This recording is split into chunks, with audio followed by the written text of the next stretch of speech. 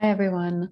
My name is Kylie Cost, and in this workshop, I led a breakout room discussion that was focused on bringing in environmental and sustainability related topics into the German language classroom at all levels, from first year language courses all the way up to upper level seminars taught in German. But I was focused mostly on first and second year language courses in German. And in this video, I'll just briefly summarize my approach and my understanding of this topic as it relates to language teaching, and then give you two main takeaways from our discussion. So when thinking about how you can bring in environmental topics into even first year language classes, I think a lot of people may think that this requires special vocabulary or a lot of scaffolding, but I mostly want to encourage people that it is possible and it can be done. And the reason it can be done is because the topics that most first year language classes cover, whether that be where you live, what you eat, what you wear, how you get around, all of these things are connected to the environment.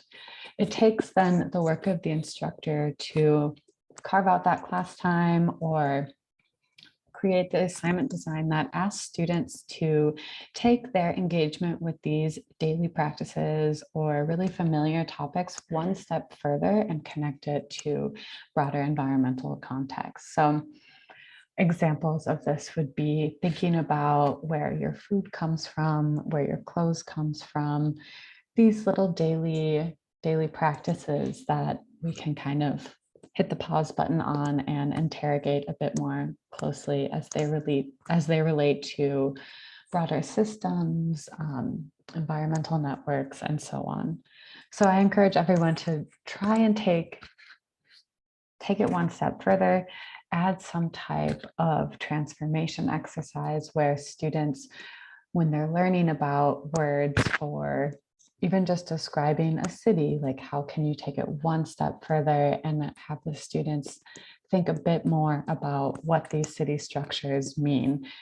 In the breakout room, we were looking at some examples of how you can work with images to really let students think about these ideas or think about daily practices as they relate to different cultural contexts. So you could even show images of cities in Germany and have students describe how the cities look, what the living situation is, what's the infrastructure around the buildings, how are people getting around. And through that, students are both learning about the culture of perhaps a German city, where people live, how they live, but then they're also thinking about the fact that, oh, these aren't necessarily, and I'm generalizing here, single family homes with a big yard, right? We have these shared living quarters in apartment houses and maybe older buildings that have to be renovated. And that just creates a different connection to the environment. So instead of just learning the word for Altbau or Wohnung, something like that,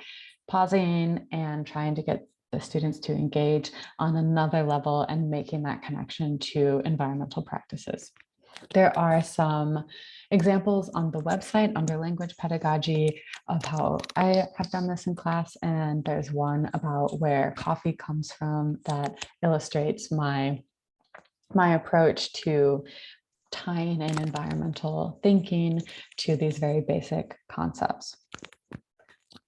In our breakout room, I kind of went over these principles, showed some examples of images that could be useful in thinking about different cultural contexts of just living and how that relates to the environment.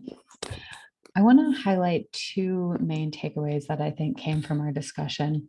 The first is indeed the role that cultural contextualization plays in our understanding of the environment and both how we teach the environment.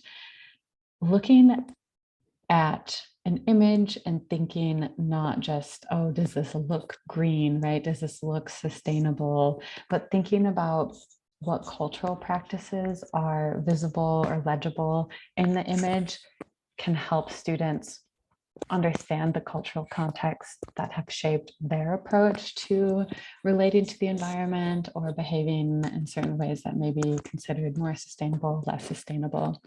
It also helps get away from a technology focused type of solutionism that suggests that there will just be a technological fix to the problems that we're facing, when in reality, it will require enormous cultural change. And, we're kind of seeing how there's resistance to any cultural changes or changes in one's daily life.